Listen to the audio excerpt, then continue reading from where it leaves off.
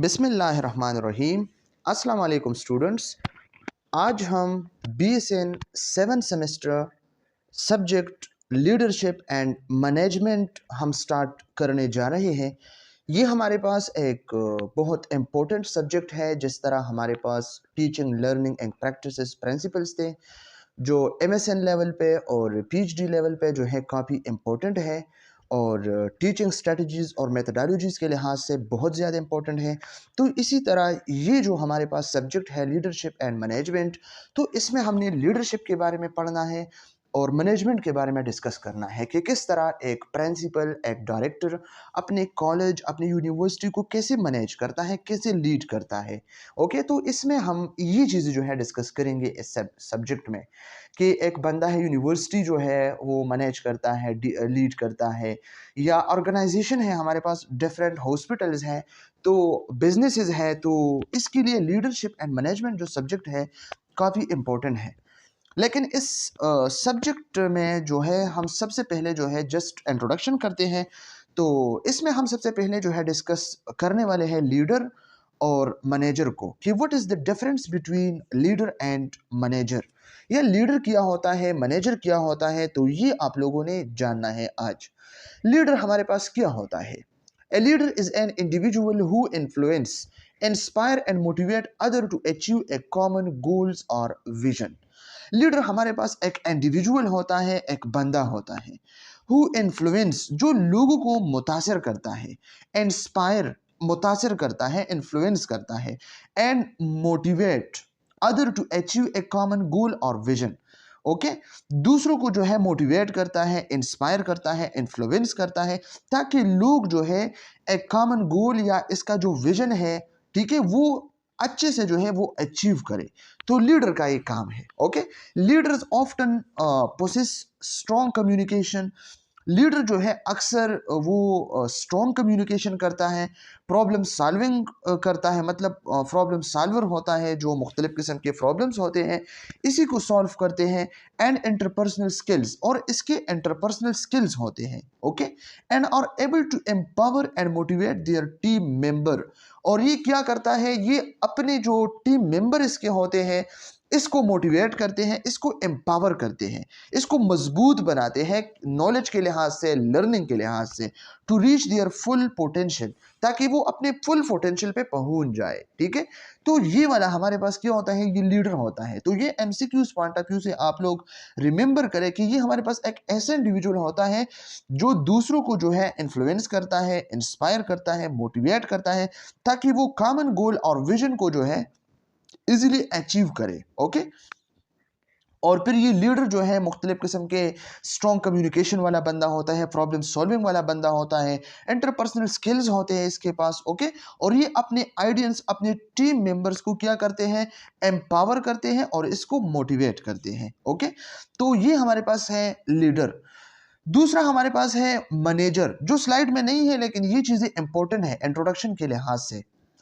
A manager is an individual who plan, organize, and oversees the work of other to achieve specific goals and objective. Manager हमारे पास एक individual होता है जो plan करता है। Okay, मुख्तलिफ किस्म के प्लानिंग बनाते हैं, एग्जाम की प्लानिंग, रिजल्ट की प्लानिंग, स्टडी की प्लानिंग, स्ट्रेटजीज। ओके, और ऑर्गेनाइज, जो तरतीब देते हैं एक इंस्टीट्यूट को, ऑर्गेनाइजेशन को, कॉलेज को, यूनिवर्सिटी को, हॉस्पिटल को। Okay, and overseas of work of other, जो लोगों के काम पे जो है नजर रखता है, to achieve specific goal and objective, जो स्पेसिफिक गोल्स है, स्पेसिफिक ऑब्जेक्टिव्स है, इसको अचीव करे। ओके, तो मैनेजर क्या होता है, ये हमारे पास एक ऐसा इंडिविजुअल होता है जो प्लान करता है, ऑर्गेनाइज करता है, ओवरसीज देखता है लोगों के काम को, जो इसके टीम मेंबर्स होते हैं, जिसके स्टूडेंट होते हैं। ठीक है, ताकि वो ऑब्जेक्टिव्स या स्पेसिफिक गोल को अचीव कर सके इजीली। तो ये हमारे पास है लीडर्स एंड मैनेजर्स। तो मैनेजर्स में कौन आते हैं, जो हमारे कॉलेजेस, जो नर्सिंग कॉलेजेस हैं या FSC वाले जो कॉलेजेस हैं या स्कूल्स हैं, इसके जो प्रिंसिपल्स होते हैं, तो वो हमारे पास मैनेजर होते हैं। ओके, मैनेजर कैसे होते हैं, क्योंकि वो एग्ज़ाम के शेड्यूल बनाते हैं, एग्ज़ाम के लिए प्लान, स्टडी के लिए, क्लासेस के लिए प्लान, जो गैर हाज़िरी करे, एब्सेंटी करे, इसके लिए प्लान। ओके, जो आते हैं पोजीशन, ये सब जो है प्लान करता है और इंस्टीट्यूट को ऑर्गेनाइज करता है। ओके, स्पेसिफिक ऑर्गेनाइजेशन करता है, ओवरसीज और अपने स्टूडेंट्स को जो है देखते हैं कि कौन आया है कौन नहीं आया है, कौन छुट्टियां करता है, कौन जो है अपने काम के साथ मुखलिस है कौन नहीं है, किसका पोजीशन फर्स्ट है किसका लास्ट है। तो ये सब जो है ठीक है, ताकि वो कॉलेज के जो ऑब्जेक्टिव्स है नर्सिंग कॉलेज के, ताकि वो 8 सेमेस्टर जो है अच्छे से पढ़ी। ओके, जिसकी जो ऑब्जेक्टिव्स है सब्जेक्ट्स की, ताकि वो इसको अचीव करे, इसके जो गोल है नर्सिंग की, या मतलब वो मेडिकल स्टूडेंट है, नर्सिंग स्टूडेंट है, एफएससी स्टूडेंट है, ए लेवल है, ओ लेवल है। ओके, तो ये क्या होता है, अपने ऑब्जेक्टिव्स और गोल को, स्पेसिफिक गोल स्पेसिफिक ऑब्जेक्टिव्स को अचीव करे। ओके, और लीडर हमारे पास, हम कहते हैं ना ये हमारा लीडर है, जो हमारा पीएम होता है, हमारा जो वजीर आजम होता है, तो ये लीडर होता है, लोगों को इंस्पायर करता है, इन्फ्लुएंस करता है, मोटिवेट करता है। ओके, और ये जो मैनेजर होता है, तो मैनेजर अपने मतलब डायरेक्शन देगा अपने स्टूडेंट्स को बाय फोर्स कि आपने यूनिफॉर्म इस तरह पहनना है, आपने इसी टाइम पे आना है, इसी टाइम छुट्टी करना है, एग्जाम में इतनी मार्क्स लेनी है। तो ये मैनेजर का काम है, लीडर का काम ये नहीं है। ठीक है, तो लीडर लीड करता है और मैनेजर मैनेज करता है एक इंस्टीट्यूट को। ओके, तो ये हमारे पास क्या है, लीडर एंड मैनेजर। अब हम आगे डिस्कस करते हैं कि ये जो लीडरशिप एंड मैनेजमेंट सब्जेक्ट है, तो what is leadership and what is management. तो लीडरशिप आप सबको पता है कि लीडर जो है लीडरशिप को लीड करता है और मैनेजमेंट मैनेजर करता है। लेकिन ये एमसीक्यूज पॉइंट ऑफ व्यू से आप याद रखिए, वैसे भी इंपॉर्टेंट कंसेप्ट है, हर लीडर जो है मैनेजर हो सकता है, लेकिन हर मैनेजर या मैनेजर लीडर नहीं हो सकता है। ओके, लीडर का ओहदा सबसे बड़ा है और मैनेजर का ओहदा इतना ज्यादा नहीं है। ओके, लीडर वो लोगों को इंस्पायर करता है अपनी पर्सनालिटी से, अपने कम्युनिकेशन से, अपने मतलब स्किल से। ओके, और मैनेजर जो है वो डायरेक्शन देते हैं। तो आप लोगों के जहन में कोई मतलब मसला नहीं होना चाहिए, ये बहुत इजी है, मैंने आप लोगों के साथ जो है इजीली एक्सप्लेन किया। ओके, तो लीडरशिप और मैनेजमेंट, तो लीडरशिप लीडर लीड करता है और मैनेजमेंट मैनेजर जो है परफॉर्म करता है। ओके, लीडरशिप में हम क्या करते हैं, इंस्पायरिंग एंड मोटिवेटिंग, हम लोगों को इंस्पायर करते हैं, लोगों को मोटिवेट करते हैं, हम मोटिवेशनल स्पीचेस इसको करते हैं। ओके, विजनरी, ये clear vision for the future, future के लिए ये एक क्लियर विजन को दिखाता है अपने टीम मेंबर्स को। ओके, एम्पावरिंग, और ये अपने स्टूडेंट्स को, अपने टीम मेंबर्स को, पार्टिसिपेंट को, ऑडियंस को क्या करते हैं, एम्पावर करते हैं, इसको ताकत देते हैं। Ownership and decision making, okay, कि आप लोग खुद डिसीजन मेकिंग ले सकते हैं, आप ओनरशिप है, आप खुद एक ऑर्गेनाइजेशन स्टार्ट कर सकते हैं। कोचिंग एंड मेंटरिंग, तो ये क्या करता है, their team members to help them grow and develop, ताकि इसका जो टीम मेंबर्स हैं ओके इसका हेल्प करे और वो ग्रो करे और वो डेवलप हो जाए। तो ये एक लीडर का काम है, inspiring and motivating. Okay, visionary, empowering, coaching and mentoring, तो ये किस चीज का काम है, ये लीडरशिप में होता है। और मैनेजमेंट में क्या होता है, planning and organising, leader manager जो है क्या करता है, प्लानिंग करता है और सिस्टम को ऑर्गेनाइज करता है। डायरेक्टिंग एंड कंट्रोलिंग, ये डायरेक्शन देते हैं कि आप लोगों ने एग्जाम इस डेट पे करना है, रिजल्ट इस डेट पे करना है, आपने इस टाइम कॉलेज में आना है, इस टाइम छुट्टी करना है, आप लोगों ने 3 क्लासेस लेनी है, 4 क्लासेस लेनी है, क्लासेस 1 आवर होना चाहिए। ओके, 15 मिनट ब्रेक होना चाहिए, 30 मिनट ब्रेक होना चाहिए। सैटरडे संडे आप लोगों की छुट्टी है और 5 डेज आपकी क्लासेस होगी। ओके, 4 क्रेडिट के लिए 4 आवर्स, 3 क्रेडिट के लिए 3 आवर्स, 8 क्रेडिट के लिए 8 आवर्स। कॉलेज जो है मतलब संडे को आपने, मंडे को आपने जो है मतलब सीसीएन जो है डिस्कस करनी है। ओके, और ट्यूसडे पे जो है आप लोगों ने इंग्लिश डिस्कस करनी। इसी तरह जो मैनेजमेंट करता है ना, तो ये डायरेक्टिंग होता है, डायरेक्शन दे रहा है, एंड कंट्रोलिंग, और अपने कॉलेज के अपने स्टूडेंट्स को, अपने टीम मेंबर को जो है ये क्या करता है, इसको कंट्रोल करता है। प्रॉब्लम सॉल्विंग, और ये जो मैनेजर होता है ना, ये प्रॉब्लम सॉल्विंग करता है, जो प्रॉब्लम्स होते हैं कॉलेज में तो इसी को सॉल्व करते हैं। मॉनिटरिंग एंड इवैल्यूएटिंग, ये अपने कॉलेज के स्टूडेंट्स को, अपने कॉलेज के स्टाफ को, फैकल्टी को, इन सबको जो है ये मॉनिटर करता है। ओके, ताकि कोई अपने काम के साथ मुखलिस है, काम करता है या नहीं करता है। एंड इवैल्यूएटिंग, और ये इवैल्यूएशन करता है कि मेरे स्टूडेंट है, मैंने इनपुट इस तरह की दिया था, मैंने टीचर अवेलेबल किया था, इस तरह की टीचर, अच्छी टीचर, ये वाला टीचर, और इसका जो इवैल्यूएशन मैंने किया तो इसका रिजल्ट बैड आया। सब जो है 3 GPA पे है, 2.5 पे है, जितने ज़्यादा स्टूडेंट फेल हैं, NP है, तो मेरा इवैल्यूएशन सही नहीं हुआ। मेरा आउटकम सही नहीं आया, या मैंने स्टॉप जो है अच्छा प्रोवाइड किया था, मेरे स्टूडेंट जो है अच्छे हैं, जीपीए 4/4 आए हैं, 3.5 से सब एबो है, 3.4 है, अच्छे जीपीए आए हैं, तो ये इवेल्युएशन जो है करता है मैनेजर। ओके, अब हम देखते हैं इफेक्टिव लीडरशिप एंड मैनेजमेंट। अब हम कैसे लीडरशिप करें, कैसे मैनेजमेंट करें कि इफेक्टिव हो। तो हमने सबसे पहले जो है क्लियर कम्युनिकेशन करना है। इमोशनल इंटेलिजेंस, इमोशनल इंटेलिजेंस क्या होता है? जब आप दूसरे के मूड को पहचानते हैं कि मैं इससे ये बात करूं, वो एक्सेप्ट करेगा, वो खुश हो जाएगा, वो मेरा बात मानेगा, ठीक है। तो प्रिंसिपल ने, टीचर ने, फैकल्टी ने अपने स्टूडेंट के साथ ऐसा रवैया रखना है ताकि स्टूडेंट इनसे मतलब खफा ना हो, स्टूडेंट इसके साथ कोलोबरेटिव हो, ताकि वो हर बात इससे शेयर करे, तो वो मतलब उसको कोई मसला ना हो, तो वो अच्छे मार्क्स लेगी, वो स्टडी करेगा। ओके, तो ये क्या है? ये इमोशनल इंटेलिजेंस है। टीचर को चाहिए कि इसके पास ईआई हो, इमोशनल इंटेलिजेंस हो, अपने स्टूडेंट्स के आंख, इसके जो कान है, इसको रीड करे, इसके दिल को रीड करे, ताकि इसको कोई प्रॉब्लम ना हो।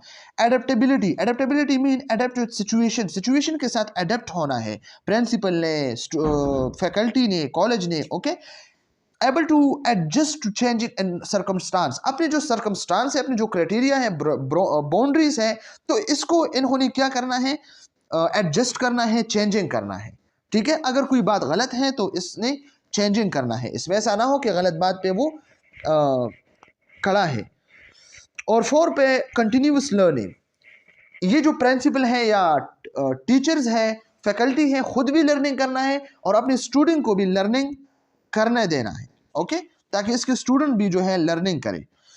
तो चले हम चैप्टर नंबर 1 पे आते हैं, जो management organisational theories, structure and culture. ये हमारे पास जो करंट टीचर है कैम्यू आइन इसमें, तो गुलनज़र साहब है।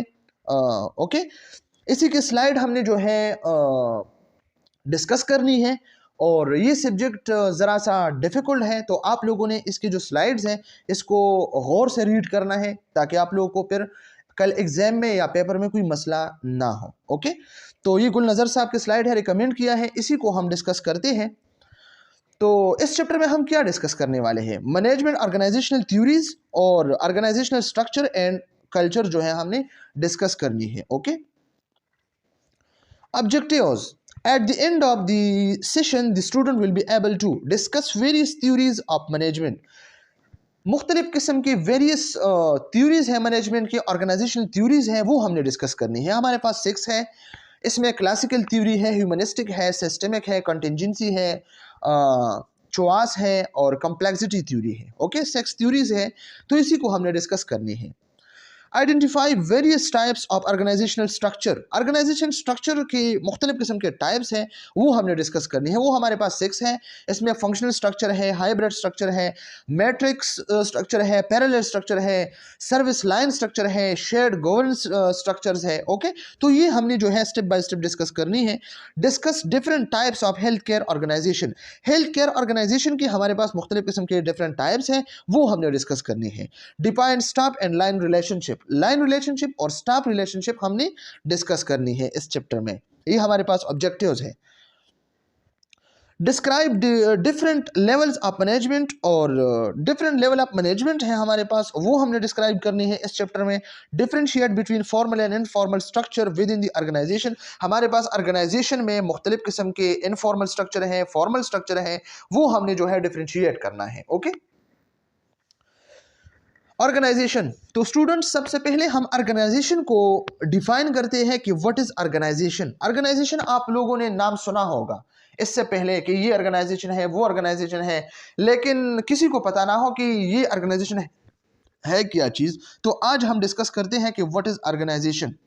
ऑर्गेनाइजेशन की जो सिंपल डिफिनेशन है स्लाइड से हट के, an organisation is a group of people working together to achieve a common goal और ऑब्जेक्टिव। ये ऑर्गेनाइजेशन हमारे पास एक ग्रुप ऑफ पीपल है जिसमें मुख्तलिफ किस्म के लोग होते हैं ग्रुप में। ओके, और वो कोलैबोरेटिवली काम करता है, वर्किंग टुगेदर, एक दूसरे के साथ काम करता है। किस लिए काम करता है? To achieve a common goal और ऑब्जेक्टिव, ताकि वो एक कॉमन गोल या ऑब्जेक्टिव को जो है अचीव करे। इसका जो काम है, इसका जो ऑब्जेक्टिव है, इसका जो गोल है, चाहे वो कॉलेज में पढ़ रहा है, यूनिवर्सिटी में पढ़ रहा है, वैसे वो मतलब बिजनेस कर रहा है, तो इसका जो गोल है, इसका जो ऑब्जेक्टिव है, वो अचीव करना अचीव होना चाहिए। तो ये हमारे पास एक ऑर्गेनाइजेशन है। इसके जो एग्जांपल है हमारे पास बिजनेस है, नॉन प्रॉफिट ऑर्गेनाइजेशन है, गवर्नमेंट एजेंसीज है, स्कूल है, यूनिवर्सिटी है, हॉस्पिटल है, हेल्थ केयर ऑर्गेनाइजेशंस है। ओके, ये सब जो है ऑर्गेनाइजेशन में होते हैं। ओके, अब हम स्लाइड की तरफ आते हैं कि स्लाइड में क्या लिखा है। स्लाइड में हमारे पास लिखा है an organization is a collection of people working together under a defined structure to achieve predetermined outcomes using financial, human and material resources। ये बहुत ज़बरदस्त डिफिनेशन है, आप लोगों ने इसको समझना है। ऑर्गेनाइजेशन हमारे पास क्या होता है, ये कलेक्शन ऑफ पीपल, लोगों को हमने एक ग्रुप में करना है, पीपल को हमने जो है कलेक्ट करना है, कलेक्शन करना है लोगों के। ओके, ताकि वो वर्किंग टुगेदर, ताकि वो एक दूसरे के साथ मतलब काम करे, कोलैबोरेटिवली काम करे अंडर ए डिफाइंड स्ट्रक्चर। लेकिन याद रखना एक डिफाइंड स्ट्रक्चर में, ऐसा ना हो कि अनडिफाइंड स्ट्रक्चर में। डिफाइंड स्ट्रक्चर का मतलब ये है कि हमारे पास एक कॉलेज है, तो कॉलेज में प्रिंसिपल है, वो ऐसे प्रिंसिपल काम करेगा, वो मैनेजर होगा, मैनेजमेंट करेगा। ओके, जो हमारे पास टीचर्स है वो टीचिंग करेगा। ओके, जो हमारे पास पीएन होता है वो पीएन का काम करता है। ओके, जो चाचा वाला होता है ना, चाचा, तो वो कैंटीन वाले कैंटीन का काम करता है, एडमिनिस्ट्रेशन वाले एडमिनिस्ट्रेशन वाला। ओके, तो इन सबका अलग अलग, आईटी वाला आईटी का काम करता है। तो ये सब जो है हमारे पास ऑर्गेनाइजेशन में होता है। डिफाइंड स्ट्रक्चर इसमें काफी इंपॉर्टेंट टर्म है, ठीक है, इसमें डिफाइंड स्ट्रक्चर होना चाहिए। Collection of people working together under a defined structure to achieve predetermined outcomes, ताकि हम क्या करें, आउटकम को अचीव करें, ताकि स्टूडेंट को फायदा हो। अगर हम कॉलेज यूनिवर्सिटी की बात करें, ओके, या अगर हम कंपनी की बात करें, तो कंपनी में मैनेजर होगा, एम्प्लॉय होगा, वर्कर होंगे, तो हर किसी का अपना अपना काम होगा। तो हमने क्या करना, प्रोडक्ट पे जो है फोकस करना है, ताकि प्रोडक्ट हमारे पास अच्छा आ जाए। ओके, लेकिन इसके साथ साथ यूजिंग फाइनेंशियल, हमने फाइनेंशियल जो है हमने पैसे लगानी है। ओके, क्योंकि हमने लोगों को कलेक्ट करना है, उन्होंने काम करना है डिफाइंड स्ट्रक्चर में, तो इस पे खर्च आएगा। ओके, फाइनेंशियल, ह्यूमन, और ह्यूमन इसमें होना चाहिए, एंड मटेरियल रिसोर्सेज। अगर एक कॉलेज या इंडस्ट्री की हम बात करें, तो इस पे मटेरियल लगेगा ना, इसमें ईंट लगेगा, इसमें मुख्तलिफ किस्म के जो है सीमेंट लगेगा, इसमें मुख्तलिफ किस्म के जो है जो कारपेंटर्स वगैरह जितने भी लोग होते हैं वो सब इसमें इन्वॉल्व होंगे ना, ताकि वो इसकी बिल्डिंग को जो है बनाए। तो ये क्या होता है, ये मटेरियल रिसोर्सेज है, इसके लिए फाइनेंशियल जो है बंदा स्ट्रॉन्ग होना चाहिए, और ह्यूमन इसमें होगी। तो ये सब जो है हमारे पास एक ऑर्गेनाइजेशन होता है। ओके, फिर भी हम इसको डिफाइन करते हैं। ऑर्गेनाइजेशन हमारे पास क्या होता है, ये लोगों के एक ग्रुप होता है जो एक दूसरे के साथ मतलब काम करता है, डिफाइंड स्ट्रक्चर में काम करता है, ताकि इसकी आउटकम हम अचीव करें, और इसमें फाइनेंशियल और ह्यूमन और मटेरियल रिसोर्सेज होना चाहिए। ओके, और सेकंड डिफिनेशन लिखा है, ये भी काफी इंपॉर्टेंट है। It is thought as the organisation is a stage. ऐसा सोचा जाता है कि ऑर्गेनाइजेशन हमारे पास एक स्टेज होता है।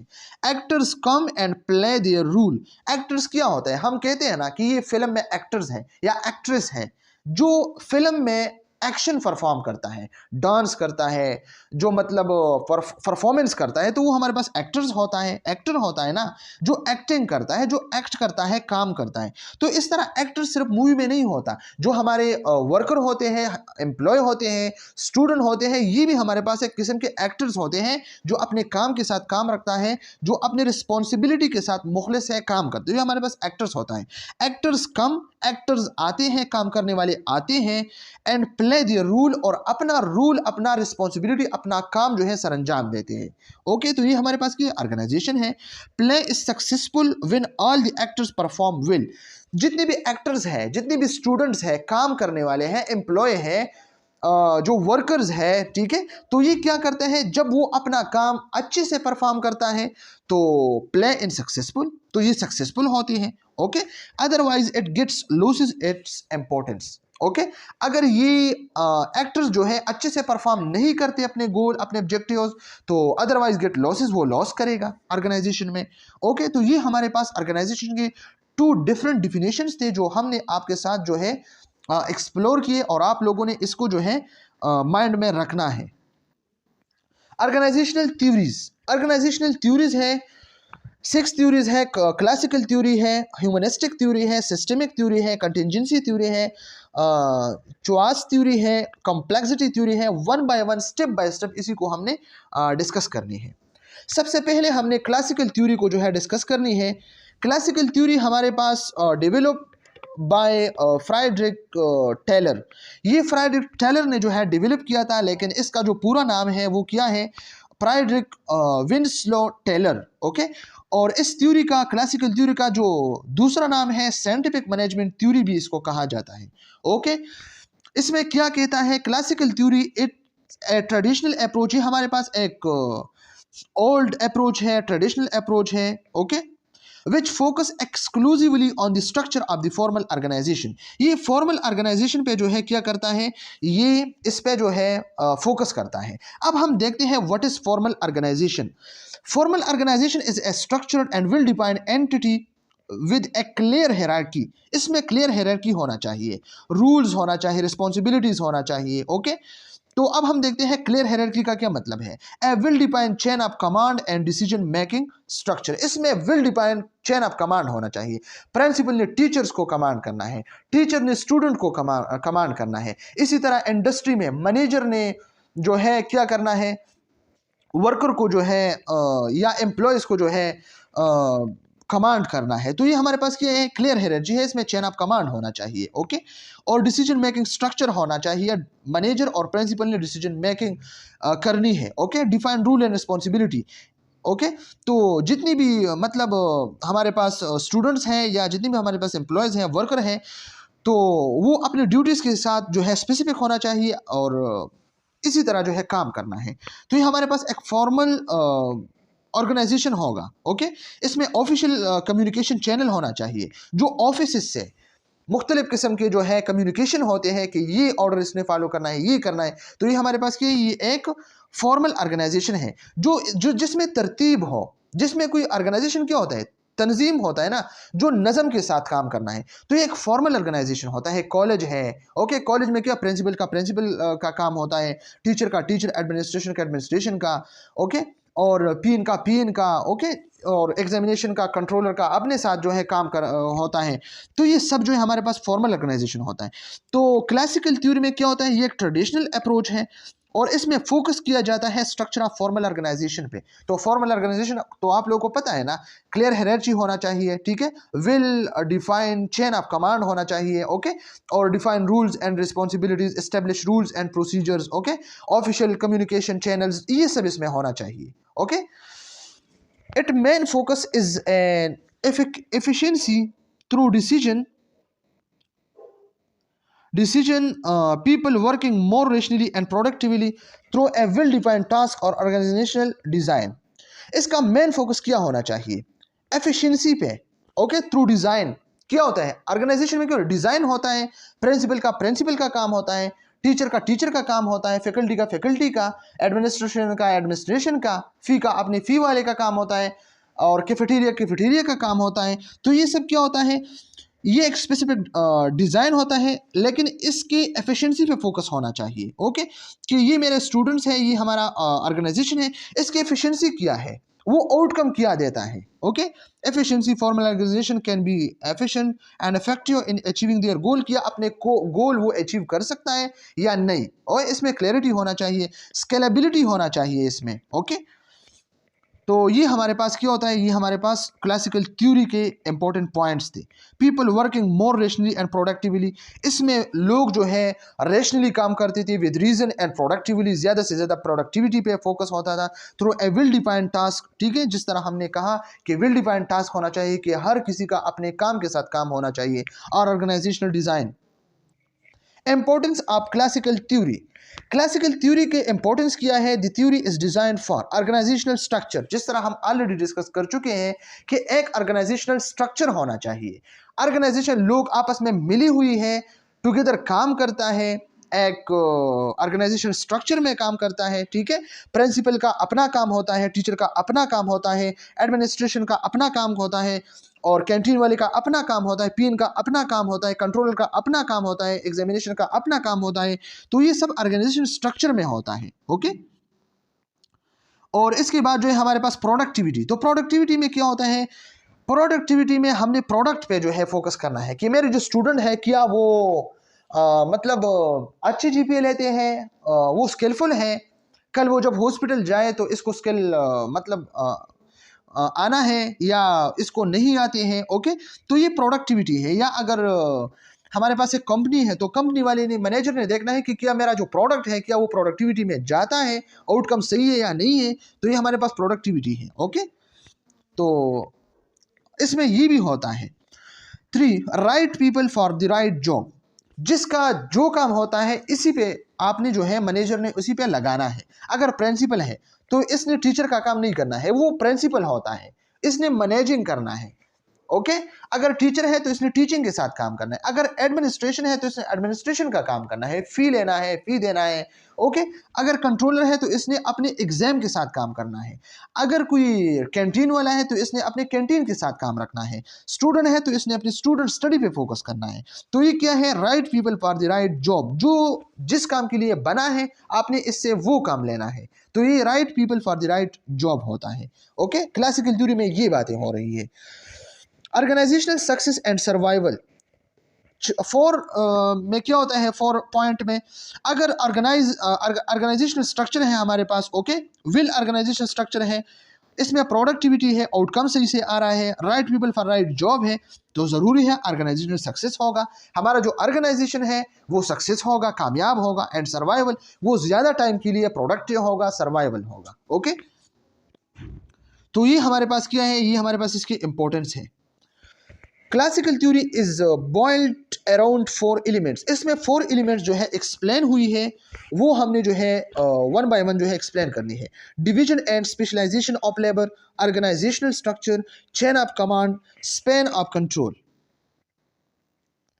Division and specialization of labor. Dividing the work reduce the number of tasks that each employee must carry out, in that way increasing efficiency and improving the organization product. This concept used to increase proficiency and specialization. इसका क्या मतलब है, एक labour है, एक worker है, तो इसको आपने वो काम देनी है जिसमें वो माहिर हो, जो इसके प्रोफिशिएंसी है, महारत है जिस काम में, आपने इसको वही काम जो है हवाला करना है। अगर प्रिंसिपल है तो आपने प्रिंसिपल को प्रिंसिपल का काम देना है, क्योंकि इसने एमएसएन किया है, वो इसके लायक है। अगर बैंक है तो इसमें मैनेजर का ओहदा होना चाहिए, क्योंकि वो मैनेजर है, इसने इसी का बीबीए किया है, एमबीए किया है। ओके, तो ये क्या होता है, ये हमारे पास लेबर को डिवाइड करना है, जिस काम में माहिर हो इसको वो काम जो है आपने सौंप देना है। ओके, इसके स्पेशलाइजेशन के बेस पे कि किस चीज़ में वो स्पेशलाइज्ड है।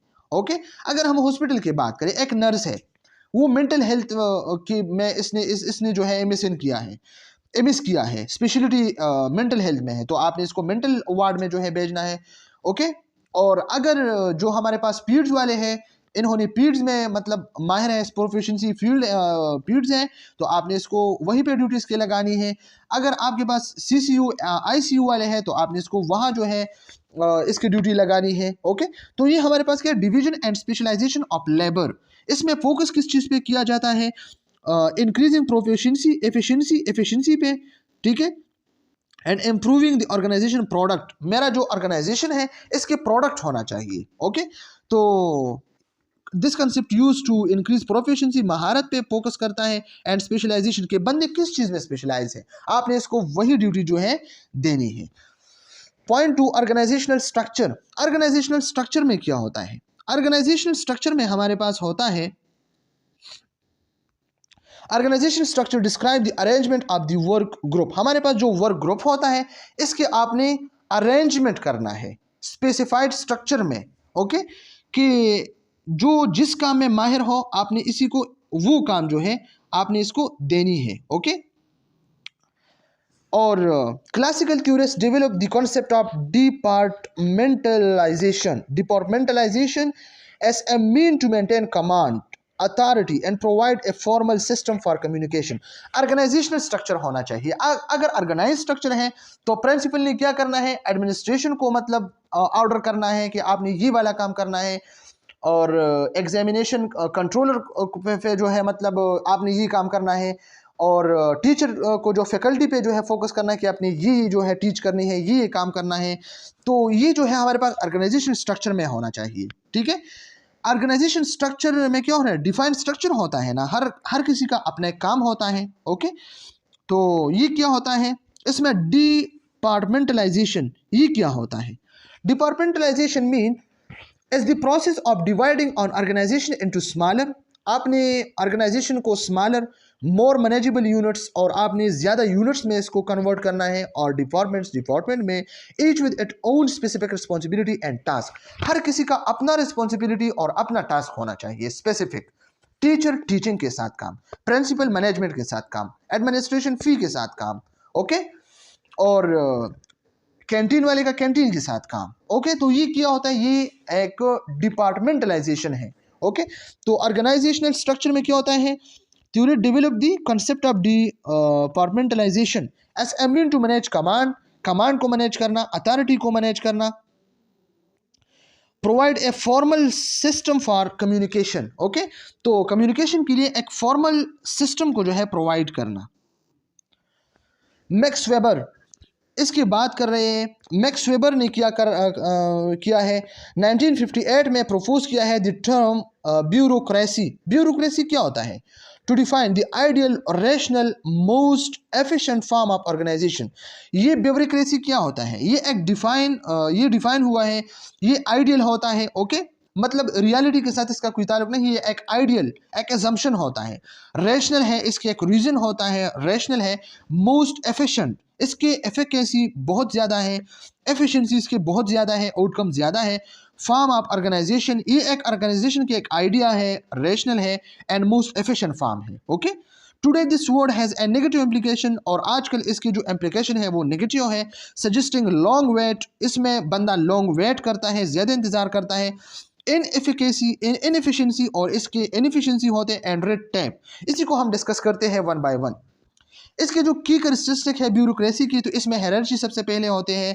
हायरार्की क्या होता है, a clear chain of command and decision making structure. आपने क्लियर चेन ऑफ कमांड जो है रखना है, प्रिंसिपल ने ऑर्डर करना है टीचर्स को, फैकल्टी को, एडमिनिस्ट्रेशन को, और एग्जामिनेशन को। ओके, तो ये क्या है, हायरार्की होना है, स्पेशलाइजेशन होना चाहिए। जो लेबर है इसको डिवाइड करना है on the basis of specialized rule and regulation को परफॉर्म करना है। इम्पर्सनैलिटी को, okay, decision made based on rules not personal relationship. Impersonality क्या होता है, आपने डिसीजन लेना है रूल के बेस पे, प्रिंसिपल के बेस पे, ऐसा ना हो कि आपने पर्सनल रिलेशनशिप पे जो है डिसीजन लेना है। मेरिट बेस्ड सिलेक्शन आपने करना है। ओके, तो ये सब जो है की कैरेक्टरिस्टिक है ब्यूरोक्रेसी के। ओके, और फिर इसमें जो ये word negative connotation, negative implication connotation जो होते हैं, ओके, इसमें इनएफिशिएंसी होता है।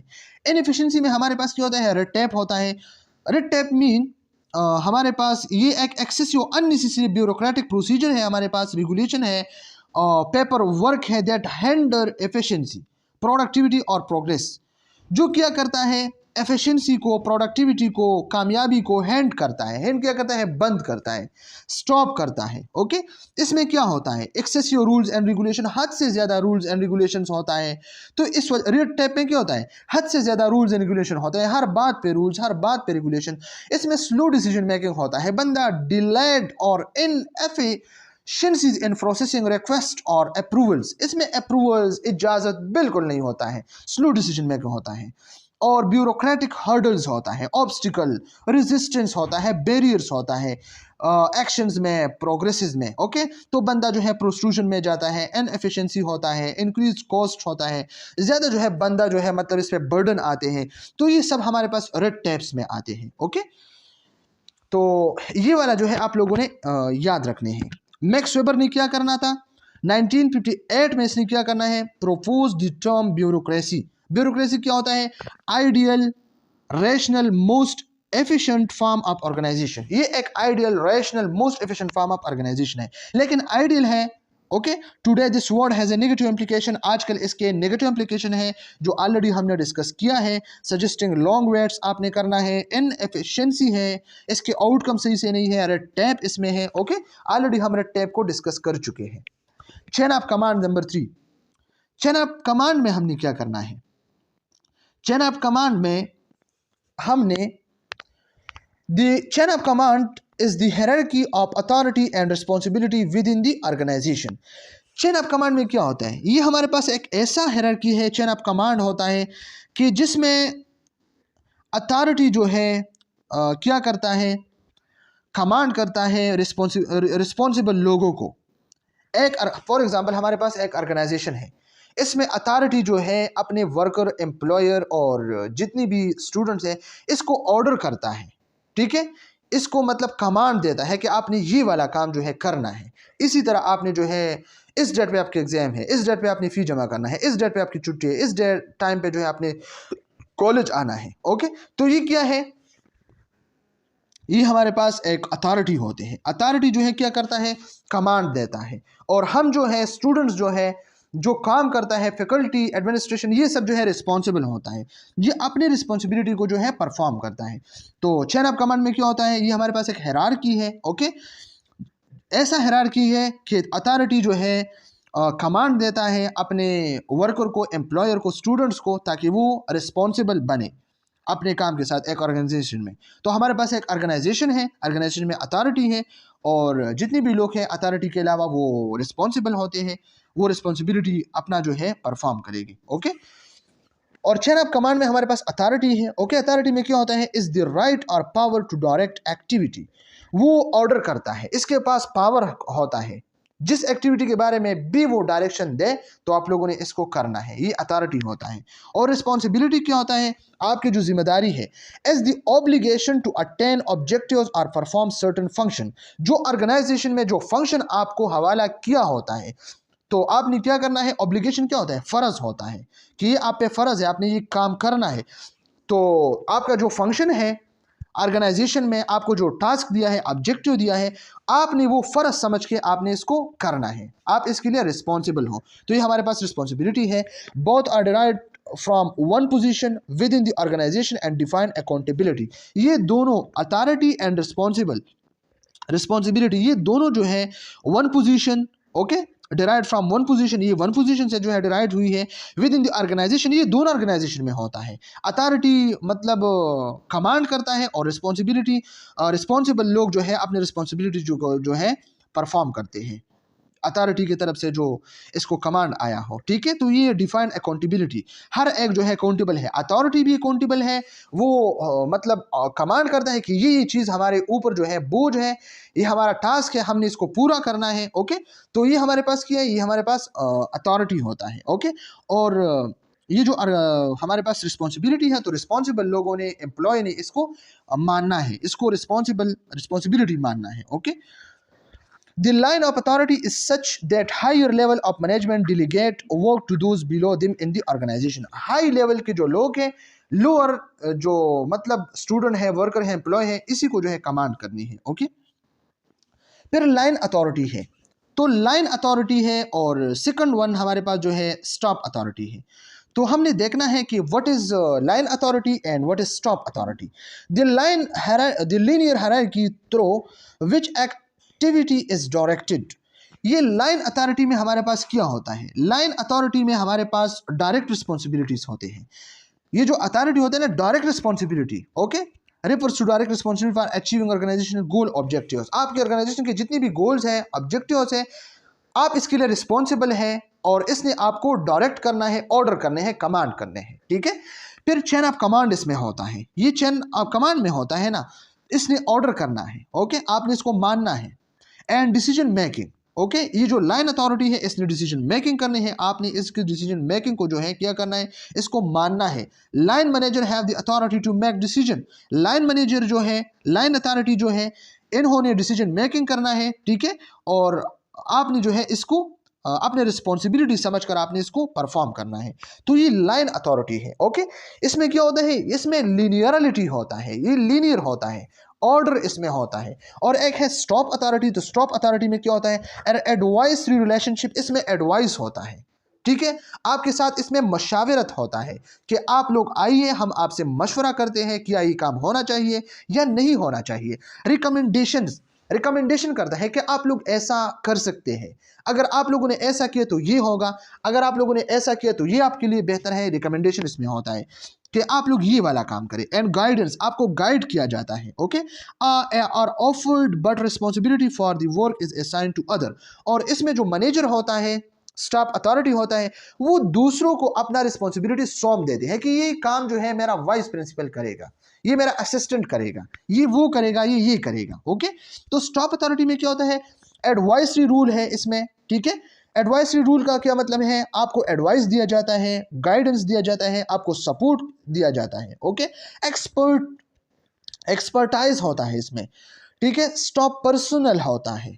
Okay, often have specialized knowledge or expertise that used to advise line manager। और इसने क्या करना है, आप लोगों को जस्ट एडवाइस देना है, नो डायरेक्ट अथॉरिटी। और वो डायरेक्ट अथॉरिटी नहीं देता है कि आप लोगों को हुक्म है कि आप लोग इस ऑर्डर को फॉलो करें, ऐसा नहीं है। वो आप लोगों पे ये चीज छोड़ता है कि आप लोग करें या ना करें, इस तरह करें या उस तरह करें। तो ये line authority and stop authority में ये वाला फर्क है। ये देखें आप, चीफ नर्स एग्जेक्टिव है। ओके, तो इसमें क्या होता है, एक्यूट केयर नर्सिस प्रैक्टिशनर, जो MSN वाले होते हैं, वो क्या करता है, जो आजकल ये जो मसला है कि MSN वाले प्रैक्टिशनर्स अपना प्रैक्टिस कर सकता है या नहीं कर सकता, तो ये वाला बंदा होता है।